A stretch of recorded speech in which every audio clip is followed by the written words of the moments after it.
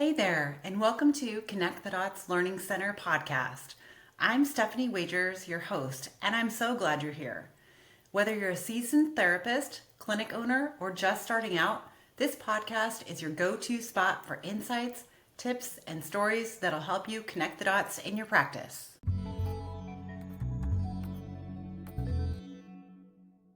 Today, I have a very special guest. He also happens to be my husband of 27 years, business partner of 11 years, and most importantly, the guy that keeps me sane. Now, people often ask us, how do you work together and stay married? Well, the short answer is humor. Today, we're going to dive into Lee's role in the business, how we make this whole marriage and business thing work, and share a few laughs about what happens when your business partner is also your spouse. So grab a cup of coffee or maybe wine, depending on what kind of day you've had, and let's chat with the man who handles all things I don't want to deal with, like spreadsheets and numbers, and does it with a smile. Welcome, Lee. All right, today I have a very special guest on my podcast, Lee Wagers. Thank you. Thank you for that. Yes, you're welcome. So Lee is my other half, my partner and business partner. So just tell me how you got where you are today and what made you be sitting in that desk right now. Well, thank you for having me first. you know, our, our adventure started, 30 something years ago. And what led me here is really your success as a therapist. Um, and when we moved to Eugene, your ability to become such a big part of our community uh, and allow us to build a clinic that required both of our talents. What do you do for the business? My primary role for Connect the Dots is the administrative side. My technical title is Chief Financial Officer, so I am the one who is in charge of budgets and payroll and expenses, trying to do facility planning, uh, things on the business side of things. And the idea from our partnership was that would free you up to work more with therapists and direct that clinical side, making sure that we are providing the therapy that we need to be providing for the community. Okay. And you got your MBA. I do have an MBA. Yes. And when you got that, did you picture yourself working in this kind of a setting? No, no, I did not. What was your dream job then? Well, I mean, when I came out of graduate school, I did work on the Nike campus for a while, and I always thought that was something. I kind of detoured through uh, like digital marketing, website creation, um, worked for some companies who did national campaigns, that kinds of thing. Ended up in marketing at an RV manufacturer for a while, and then eventually found my way here And loving it every day. every day. All right. So, most important question, who's the real boss? Oh, absolutely, it's you. It's actually in the paperwork. You are 51%. So you have the voting control. All right. So I know you're super sporty. If running a pediatric practice was a sport, what position would you play? And what position would I play? It's a tough one because the rules are, I guess one, if we say let's go with football. If we were in I football, do love football. I know you love football, but I would say that like you are probably the quarterback driving the clinical operations and making sure the therapists are getting us down the field, and I would be more like the middle linebacker on defense, trying to make sure that everything is supported. And I don't know if that's a good analogy or not. Yeah. Wow. I was going to say like ice hockey. I don't know. All right. So I know you don't think you have any secret talents, but what are some secret talents that maybe the staff come to you for They come for, besides your margarita machine? yeah, I wish we had the margarita machine. Yeah. They come to me to get paid. This is my primary talent is the ability to sign checks. Yeah. I am the de facto in-house IT guy, which is always exciting. Um, but you know, IT and money, those are the two things that people come to me for the most. All right. Okay. So thinking you're in a little bit of HR, and most of the audience are clinic owners. So from your perspective, is it harder to manage therapists or admins? It's, the challenge is always just managing people and meeting them where they are. So it doesn't really matter which role they're in. There's always going to be, um, personalized items that come up for each person. Sometimes for me in the position I'm in, when I see that we have HR, or not HR, but like scheduling issues or something like that on the therapist side, because as a clinic, they're driving our revenue when with their attendance, with their ability to get clinic kiddos in the door, and do that, get the therapeutic process completed. um, if they're not showing up, then that becomes the hardest part for me. um, but again, it's everybody's a, you're dealing with individuals, with people, so there's a, Yeah. I wouldn't say that there's a better or worse. One just has a little bit more visceral impact when it comes to looking at finances. Okay. What is something that you never thought you'd have to say to an employee?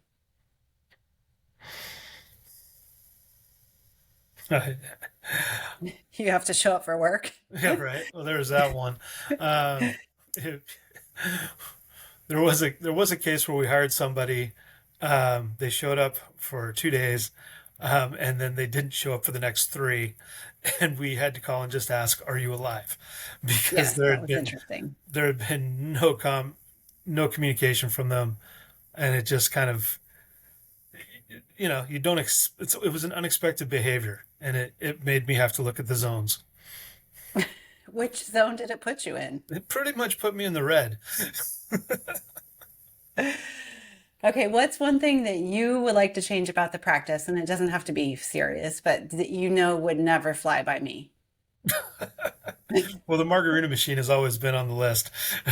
Yeah, I think your staff might vote that one in. It might be vetoed. I might not even have to vote it.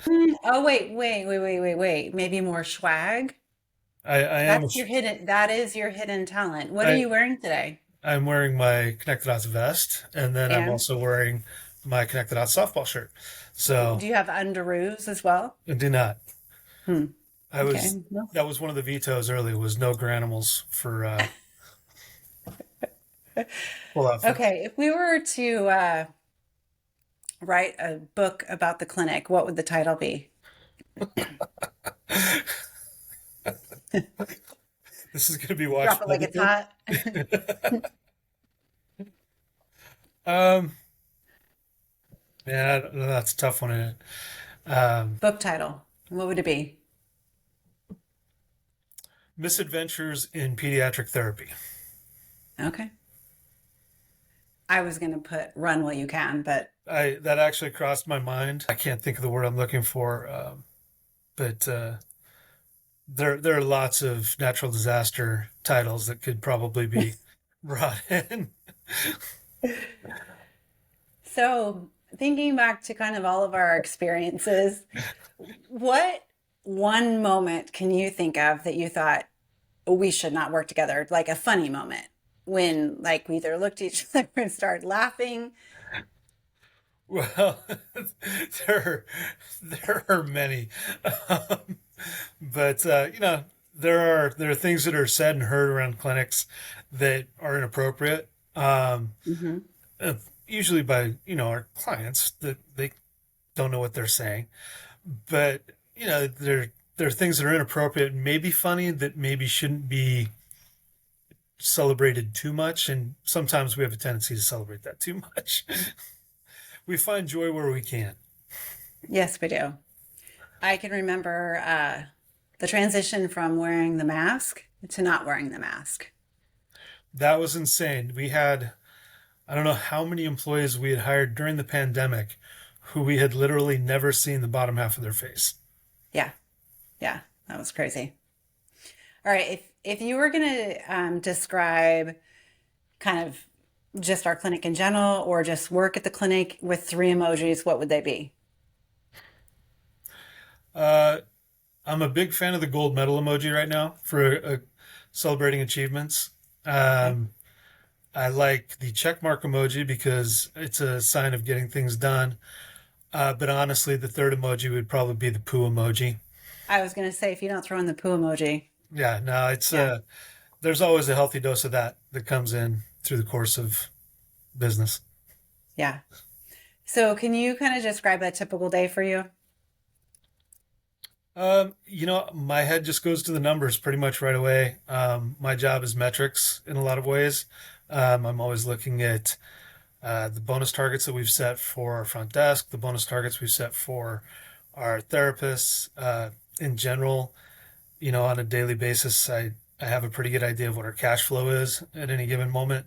Um, the looking at notes that have been signed off, haven't been signed off, where our visit count is. I spend a lot of time in the numbers. And then um, if there are things that come up with payroll or benefits, I will work on those. Facility planning, unfortunately, gets kind of the burnt ends of my my day. Um, I don't know. Some people might like burnt ends, but They do. They it's sell them. Yeah. my day is stuck a lot in numbers. Okay. So if I were to be you for a day, it would be awful because I hate math and I hate numbers. But if you were to step into my role for a day, um, what do you think would be the hardest or the most surprising part of my day? Um, I think the most surprising thing that people don't probably realize is just the number of interruptions that take away from your what you're trying to do. I think when you wake up in the morning, your focus is to make sure that um, our clinic is providing great therapy, and so I think the goal for the day would be to make sure you're touching base with therapists, just checking in, seeing how they're doing.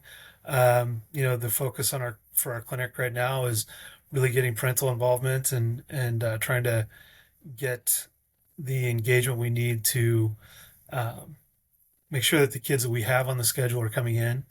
And so, that's I think the ultimate goal is to be able to do that and just kind of really you have a strong desire to mentor and teach. And so I know that's what you want to be doing. But I know that we have an open door policy, and sometimes people just walk right through that door. Even when it's closed, yes. Yeah. Yeah. Okay. If you were gonna name us like a famous TV duo, who would we be? Trying to think of how about Mr. and Mrs. Smith? There we go. Yeah, stylish Okay. assassins. Yeah, I was gonna go with Fred and Wilma Flintstone, but I like yours better. Fred's car gets better gas mileage than my truck. This is true. This is true. All right. If you could wipe the slate clean and open your dream clinic, what would be different? I think really it would come down to facilities and the way that we build it out. When we started, we thought that larger spaces were really what we needed for a lot of gross motor activity and things like that. So the building that we're in now has a couple of those. But what we find out is that with the type of referrals that we're getting, we actually need more small spaces. So I think from a brick and mortar standpoint, just understanding the space better and trying to make sure that we utilize it as well as we can. Um, from a hiring standpoint, just kind of making sure that we have the mix of admin to therapists right from the start, and that we find um, the right people, which we've gotten better at. But we've had some hiccups coming out of COVID. Been some things, and then there was one other one that. Uh, I would, and this has been a fairly hot topic for us lately, but I would probably uh, change the way that we schedule. What's the best decision you think we've ever made as clinic owners? Oh, I was going to say the best decision we've ever made was getting married.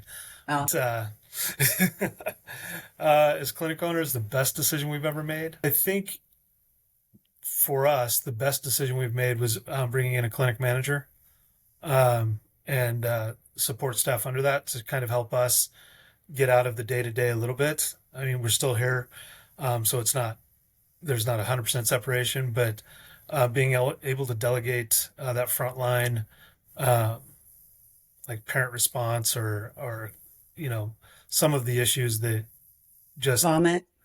yeah, I mean there's just a lot of stuff that happens every day, and Yeah. um, she's taken a lot of that off of our plate. Yeah. Okay. What do you wish that we knew when we first started of what we know now? Like hindsight. It's a tough one. There's a lot of things I wish I knew. Some of the stuff that we learned like middle of the course, so like even 4 or 5 years ago, when we started investing in more coaching. Um, I think maybe that would be one of the first things was if we had started from the beginning, and we did in a sense. I mean, we've gone through a lot of courses Yeah. over the 11 years, but if we had stayed more involved in coaching and having somebody to bounce things off of instead of trying to figure everything out ourselves, I think that would have eased some of the growing pains. For us, every time we've made a decision to grow or change facilities or anything, it's worked out, and it's worked out well for us. But I think the we have invested quite a bit over the last few years in training and development, and I think if we had started that process earlier, um, things might have been easier, I guess. Yeah, I agree. I've thought about that a lot. Just I think in the past it was like it just felt too expensive. Hmm. We didn't have the money for it, but just the mental energy that would have been saved and anguish for certain Yeah, things.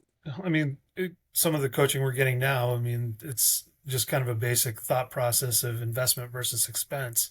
Hmm. And yeah, the upfront for that for any coaching can be something, but if it can save you or save you money or increase your revenue down the road, it'll pay for itself.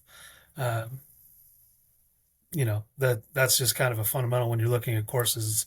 What will you be able to recoup from it as you go forward? I don't know if anybody's ever said this to you, but I hear it a lot. Oh my God, you work with your husband? And literally behind you is my chair. Yes. Yes, which we bump into each other frequently. Sometimes it's thrown at me. I really don't know. Just I got to swing around really hard, right? Uh, it's funny how often you have to stretch your elbow. Yeah. Well, I got a little kink in it once in a while. Do you ever does anyone ever say that to you? Uh, there. It's not usually the surprise, but it sometimes I'll get how is it working together, and we wouldn't do it if it didn't work. I think we make a pretty good Yeah. team. What's the biggest challenge working of not having or getting to work together, I would say. Well, if we get to work, is it ever a challenge? um, Yes, yes, it is. well, I think the hard part really is trying to figure out how not to bring work home, Hmm. because as much as we talk to our employees about we want them to be able to do their job within the confines of these walls, it goes home with us. I mean, Yeah. my desk at home is just to your left, and I sit there every morning before we come over here doing work. Hmm. It's when things are going well, it's fine. But if we're having a rough patch or something, uh, it's not like you can come home and say, "Man, my day at work was terrible," and Yeah. expect a lot of sympathy from your partner because Right. the odds are their day was just as bad. Yeah. Yeah. You can just never get away from it. Right. Yeah. What would you tell another married couple that was going to go purchase a clinic together, or what would be your warning or advice to them? I mean, I wouldn't warn them. I Get mean, if separate they're offices? no, I wouldn't warn them. It's just that. It's like, the the only advice I could really give is just like try and make sure that you don't take it home, or limit that as much as you can because it can impact the atmosphere at your house. We have kids, you know, through COVID, they were all home because their colleges and schools closed, and they had to listen to us try and figure out Freak out. Yeah. how we were going to survive a complete shutdown. And Hmm. we did, and it all worked out. But um, I think that's one of the biggest things is just trying not to let work stress come home with you and impact the other aspects of your life. So, what do you do specifically to not let that happen? Well, we don't have a margarita machine at work, but no, it's just shifting focusing on what else is going on in our lives. I mean, we have, like I said, you might not know this. We have 3 children. We do. Oh. Yeah, they've got things going on. We've got other people that we're friends with. So I like to golf. Getting out on the course. I'm a horrible golfer, but it definitely takes my mind off work. All the houses around the golf course recognize when you're on the course. Yes, Yes. Yeah. thanks. All right. Any last parting words? No, I am really proud of you for doing this. I You're believe I get sweet. to be episode number 12. 12, Yeah, 12 or so 13.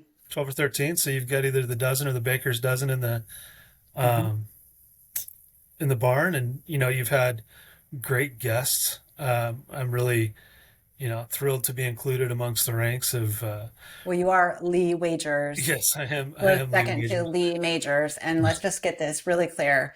I'm related to Lindsay Wagner, and people that are old enough will understand that. Yeah, We are no, the dynamic duo, right? yeah, yeah. But just being included in the ranks of Brandon and the Note Ninjas and um, the other great guests that you've had. Thank you. Oh, you're so welcome. You can pay me later. I'll let you buy me dinner. All right, perfect.